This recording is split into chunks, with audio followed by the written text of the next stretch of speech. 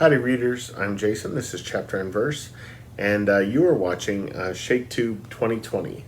Now before I get into my third play, this Shaketube, which is Macbeth, I just wanted to let all of you know that Shaketube is a September event, which was created by Lukash from the channel Totally Pretentious, and is moderated by Lukash, myself, Steve Donahue, and our new moderator this year is Rainy from Rainy Day Reads. I will post links below to not only my own announcement video for this year's Shaketube, but their announcement videos as well. So as I said, I'm going to be talking about Macbeth this week. Now, this was my third reading of Macbeth. The last time I read this was in 1998, so 22 years ago. And then before that, my first reading of it was as a senior in high school. And I never really cared much for Macbeth prior to this reading. As was the case with Cymbeline last week, this most recent reading was a lot more impressive for me than my previous readings. And I think one of the reasons why I liked it more this time around, actually, was because of Justin Kurzel's film adaptation of Macbeth, which came out a few years back, maybe 6 years ago. I love this film. I saw it when it was first released on DVD and Blu-ray, and then I rewatched it the other night ahead of reading Macbeth, and then I rewatched a couple of scenes from it this afternoon in preparation for this video. But it's a really terrific film. It has one glaring flaw, and that is the casting of Paddy Considine as Banquo. And I really like Paddy Considine, right? He's in the third Jason Bourne film. He's great in that. He's in Jim Sheridan's movie In America, which is wonderful, and he has the lead in that movie. And he's a hell of a director as well. He directed a movie called Tyrannosaur, which I just think is brilliant. But he's terrible in this. And it's not a bad performance in the sense that he's like, over emoting or this, that, and the other thing. But as is the case with Shakespeare, if an actor doesn't really understand the lines that he or she is saying, the audience isn't going to understand them either. And every time Paddy Considine speaks in this, you get the sense that he doesn't know what the fuck he's saying. And it makes it confusing for the viewer. That said, pretty much everything else in this is magnificent. So Macbeth, right, is a play, it seems to me, this is a play about hubris. This is a play about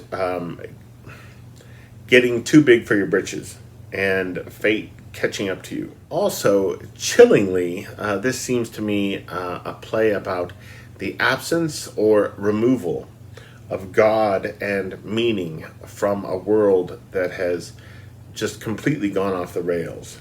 And that's a scary thing, right? That's a scary, scary thing. There are two moments in particular, I feel like, that illustrate this incredibly well. The first is from Act 4, Scene 3, a scene about which I'll have more to say later. Macduff has just learned about the murder of his wife and his children at the hands of Macbeth. Okay, but I must also feel it as a man. I cannot but remember such things were that were most precious to me. Did heaven look on and would not take their part, right, the part of his wife and children, as they're being slaughtered? Did heaven look on and would not take their part, right? Again, this idea of God having distanced himself from the action. It's an idea that leaves one feeling bereft or barren, completely alone. And not just alone, but alone in a kind of icy way.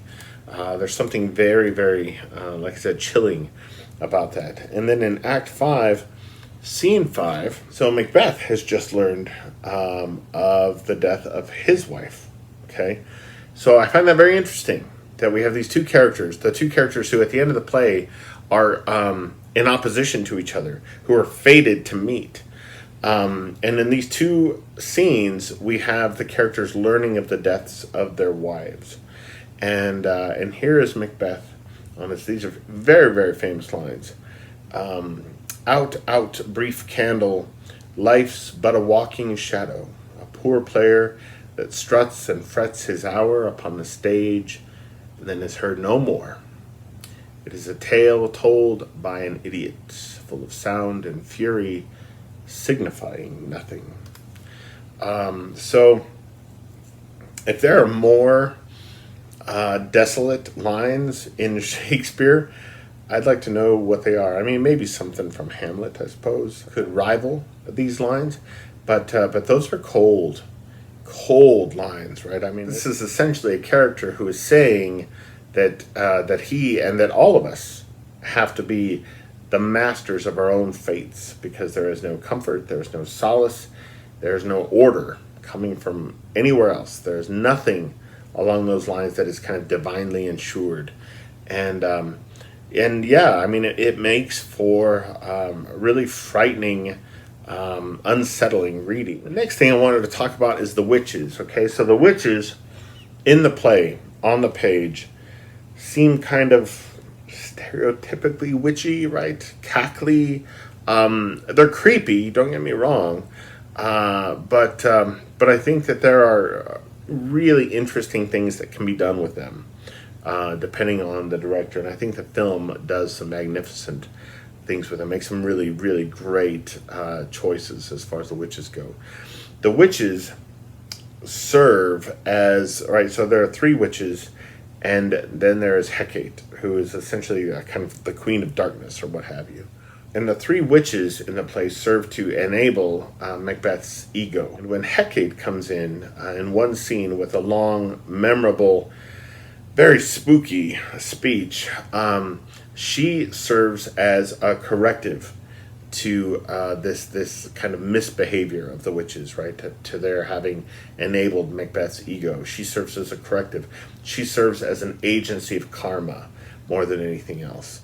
The witches are basically puppet masters, and in the film, in Justin Kurzel's film, they are drawn as kind of spectral midwives, right, who are summoning forth or giving birth to a kind of disruption or upheaval in the social order. Though the witches, as they appear in the film, there's nothing warty or cackling about them in any way. In fact, one of the witches is a young girl, right, who's maybe, 10 years old, 11 years old. And they seem to be more like figures drawn from folklore. And we see them most often glimpsed through mists, and there's something very even and very cool about the delivery of their lines. I love the witches in this film. I love how Justin Kurzel interprets them. So what didn't I like, all right, in Macbeth? So in the past, Lukash had asked me about this earlier in the week, because in the past I had rated Macbeth 3 stars on Goodreads, which is a low rating for me for a Shakespeare play. And he was curious to know why that was. And I think in the past, I had actually disliked something about the play that I actually really, really liked this time around. And that was just how kind of lean the play was in the past. In the past, I had thought the play would have benefited from characters, digging deeper into themselves in the way that we see Hamlet doing, for instance. Whereas now, reading it this time, I love how kind of lean and mean this thing is. It doesn't beat around the bush. This play doesn't fuck around. It gets right to it. It cuts to the bone. And I really admired that about it. However, there was one thing about this play, about Macbeth, that I still and I don't remember noticing it in the past so much, but I really disliked it this time around. And that was in Act 4, Scene 3, which I've already mentioned. And there's good stuff in, obviously. But, so in this scene, we have, oh God, I don't even know how many lines. Let me look here. We have 140 lines, basically. It's a dialogue between Malcolm and Macduff. Okay, and Malcolm is the rightful heir to his father Duncan's throne. in Scotland, which Macbeth now sits on. And they're in England here. Macduff has fled the country, has fled Scotland to England to essentially try to rally Malcolm to come back and raise hell and claim the throne for his own as his rightful. And this scene just felt tiresome to me, right? So basically in it, we have Malcolm over and over and over again talking about how, oh yeah, Macbeth sucks, right? He's horrible. I mean, he's a lunatic, this, that, and the other thing. I mean, but what can we do, right? Because I'm bad as well, right? And so I do like the fact that we have in the possibility of a future leader in Malcolm in this scene. We have him self-scrutinizing. There's something refreshing about that. There's something really timely about that as well, because we live in a world today where leaders don't seem to do that at all. But Malcolm carries it too far. It becomes self-pitying. He's just going on and on about how he is subject to lust and how he wouldn't be a better ruler than Macbeth, and so why should he go for the throne? And then at the end of those 140 lines, basically, Macduff just kind of throws his hands up in the air and it's just like, all right, screw it. You don't want to do this. I don't know what we're going to do, but it has to be you. So if you don't want to do it, then don't do it. And then we see Malcolm saying, oh, like having basically a light bulb moment, okay, where he's like, oh, no, oh, I get it now. Okay, all right, I see what you're saying. All right, so here's what I'm going to do. I'm going to put my own baggage, I'm going to set it aside, I'm going to cast off all of my sinful ways and my lusting, and I'm going to return with you, and I'm going to be a better ruler.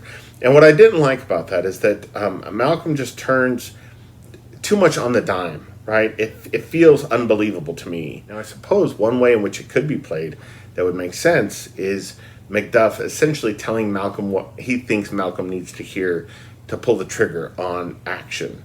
And that would be, Macduff saying, which he does here, well, if it's not going to be you, then all is lost and we're screwed. Because what that is Macduff playing to Malcolm's vanity, I suppose. And so a reading of that would be that all of Malcolm's self-pitying and whining about his own shortcomings would be Malcolm just looking for somebody to finally flatter him so that then he can bring himself to do what he needs to do. That would be one way of doing it on stage that would make sense. But on the page, there's not enough here to suggest that by itself. Okay, that would need to be something brought to the table by a director. But it could be done. And then the other thing I don't like about Act 4, Scene 3 is shortly after that when Ross shows up and he knows that Macduff's wife and children have been slaughtered, have been murdered by Macbeth. And Macduff asks him at one point, how does my wife? Ross says, why, well. And then Macduff says, and all my children? Ross says, well, too. Macduff says, the tyrant has not battered at their peace? And then Ross says, no, they were well at peace when I did leave them. Okay, and then half a page later, right? So, I don't know, maybe a dozen lines or a dozen and a half lines, Ross tells Macduff, no, Macbeth has killed them. He's killed them all. And I don't understand why Ross does this. It doesn't make any sense to me. It's like Ross is kind of diving into semantics in a way, and at a moment when it's just deeply inappropriate to do so. Okay, so when he says, no, they were well at peace when I did leave them, that's not what Macduff is asking, right? Macduff wants to know, how are they doing? And if you know that they are now dead, it doesn't matter how they were when you left them. So why Ross does that, it doesn't make any sense to me. And I don't know, it feels strange, it feels jarring. There's a lot wrong with this scene. But that was my biggest problem with Macbeth, and really probably my only problem, if I'm honest. So, what did I love most about the play? Reading it this time, one of the things that I loved most was how there are these moments of tenderness. So this play is incredibly dark, obviously, but there are these moments of tenderness in the play, juxtaposed against that darkness, that are so intimate and so lovely and so delicate, right? You get the sense that if you touch them, they would shatter. That I just think are just wonderful. Some of my favorite moments in all of Shakespeare, actually. And one of those is in that very scene, right? Act 4, Scene 3, there toward the end, where Macduff has learned about the death of his wife and his children. And this is, what are we looking at? Lines 219 through 222. And Macduff says, all my pretty ones. Did you say all? Oh, hell kite, all? What's all my pretty chickens and their dam at one fell swoop? And just the idea of referring to your children as your pretty chickens, right? And the mother of those children, it's almost unbearably delicate and lovely. And then in Act 5, Scene 1, where we see Lady Macbeth, she's sleepwalking, right? And a doctor and a gentlewoman are observing her and trying to get to the bottom of this unrest in her mind. And she's just riddled with guilt. It's the scene where the very famously, she's out, damned spot, out, I say, because she sees the blood on her hands, right? She's being haunted by her guilt, her role in everything that has transpired. She has this moment, and we're looking at lines 42 and 43. Here's the smell of the blood still, right? Remember, she's sleepwalking. She's not conscious of what she's saying. Here's the smell of the blood still. All the perfumes of Arabia will not sweeten this little hand. And then it says, oh, oh, oh, which looks bad on the page, but you get the sense that that's a cue for an actress playing this part to really descend into a kind of wailing, right? A kind of moaning. I think about the scene in Michael Winterbottom's adaptation of Jude the Obscure, Jude it's called, where Kate Winslet, I won't spoil anything for you, but there's a scene near the end where Kate Winslet's character is on the floor grieving, and the sounds coming out of her don't fucking sound human. It's wrenching, and you get the sense that line, all the perfumes of Arabia will not sweeten this little hand, is the moment at which she's going to begin that slide into deep grief, into grief that can't be measured, that can't be contained. And I just found it really heartbreaking. So as for the film, what are my favorite things about this film? And you guys should absolutely go and seek it out. You can rent it on Amazon Prime. I love The Witches, which I've already said. I think they're magnificent. I think Marion Cotillard gives the best performance in it, which is kind of amazing because English is not her first language. And Elizabethan English is probably something that she's less comfortable with still. But she is wonderful in this. Especially that scene, that "Oh damned spot" scene, that line, right, where she talks about the perfumes of Arabia. And what's wonderful about that scene in this movie is that we don't have the doctor, we don't have the gentlewoman. Lady Macbeth is not, she's not sleepwalking, she's conscious. I get the sense anyway that she's conscious, and we see her walk into the church, and she delivers that speech sitting down on the floor of the church, and it seems to us that she's speaking it aloud for herself, right? That she's just lost in her own thoughts, maybe on some level, her own ruminations, her own wrestling with her guilt and her grief. And then we see that she has been delivering the speech, right? And the little hand in that line about the Arabian perfumes becomes so poignant. We see that she's been delivering the lines to the ghost of the child that she and Macbeth had lost before the action of the play even begins. That's how the movie starts, is with the funeral pyre of this little child that they've lost. And it's just exquisite. It's really, really beautiful. And then the other scene I love so much in this is the scene where we see Lady Macduff and her children slaughtered by Macbeth, or under Macbeth's orders. And they are hunted down. And we don't see it in the play. In the play, we see one of the children stabbed, but all of the other deaths, including Lady Macduff's death, take place kind of off the page, or off screen, if you will. And in this, we see them all burned at the stake. And it is magnificent. And one of the things I love so much about it, and this is one of the scenes I had to go back and rewatch today, because I remember thinking, so I watched the film, read the play, and I was like, when I read it, I was like, that didn't happen that way. There was something else going on in that scene. And so when we see Lady Macduff tied to the stake and the flames kind of creeping up on her, Justin Kurzel, the director, decided to put in her mouth a line that actually comes in one later scene in the play, and it's a line of Malcolm's, okay?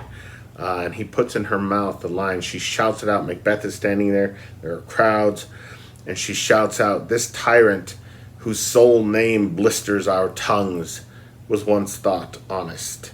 And hearing those words, that accusation flung at the man who has committed you and your family to die, hearing those words in the mouth of a woman tied at the stake and burning to death, is incredibly powerful. And Lady Macduff is played by Elizabeth Debicki in the film, who is an actress I haven't seen in a lot, but I really, really love. I still need to see The Night Manager, the miniseries based on the John le Carre novel, because she's supposed to be just tremendous in that, but I've seen her in The Great Gatsby, Baz Luhrmann's The Great Gatsby, and then also in the adaptation of Tim Winton's novel Breath, about young boys. This is kind of coming of age story about surfing, and she plays the wife or the lover of their mentor, these young boys, and she's tremendous in Breath. So anyway, those are my thoughts on Macbeth. Join us next week for Hamlet. All 4 moderators are going to be reading Hamlet for next week, and there's going to be a single video, and it's going to be a Zoom discussion with all 4 of us. So that should be very interesting, especially if some or all of us are drinking wine when it happens. But let me know what you think of Macbeth in the comments below, and I will see you guys again very soon. Adios.